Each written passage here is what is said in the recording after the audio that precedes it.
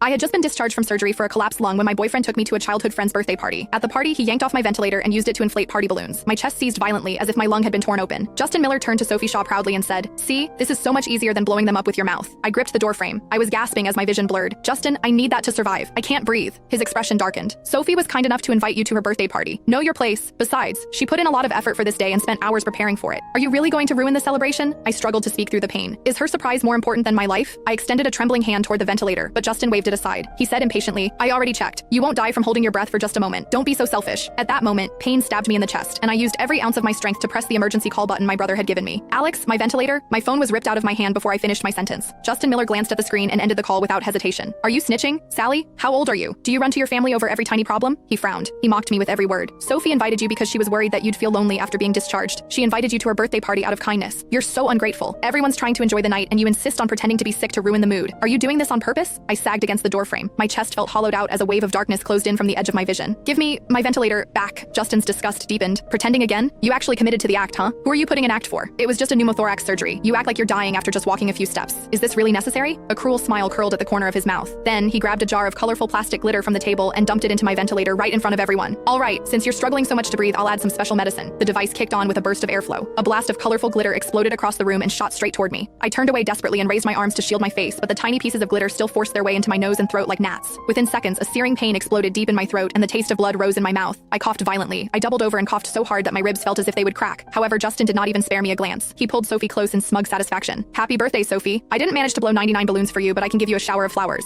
Sophie gently nudged him with a playful pout. "Justin, you're ridiculous. Look, you made Sally choke." Their friends burst into laughter at how pathetic I looked. "Whoa, Justin, you're wild. This is way more romantic than balloons. Sophie's so lucky. She's coughing so hard. Honestly, it doesn't seem like she can't breathe." "Exactly. She needs better acting skills if she wants sympathy. Justin shouldn't entertain her. All she did was try to ruin Sophie's birthday." My vision flickered as I clung to the wall. "Justin, I'm asking you for the last time. Give me my ventilator." "You're being dramatic." He rolled his eyes in annoyance. "It's just a ventilator. You act like the world is ending. I'll buy you a new one, okay?" His indifference filled my heart with disappointment. If I hadn't saved you that night, I wouldn't even need this. 3 months ago, he had been cornered in an alley by men collecting his gambling debt. I ran in and shielded him when they swung the knife at him. The blade pierced my lung and caused a severe pneumothorax. Justin's dismissive expression twisted into anger. "You're crazy," he said loudly. "Who asked you to jump in? Why couldn't I see before that you always have to play the hero? You keep talking about that stupid incident because you want to guilt trip me. You're disgusting." The look on his face screamed, "You deserved it." I realized how foolish I had been. "Fine, very well. Justin, Sophie, and all of you who are just standing there and watching this," I scanned their mocking faces. "You'd better pray I survive tonight. If anything happens to me, none of you will walk away from this." I wiped the blood from the corner of my mouth and said coldly, "Alex Lawson is my brother. He's the CEO of the Lawson Group. If something happens to me tonight, he won't spare any of you." My words were followed by an even louder burst of laughter. "Ha ha ha ha.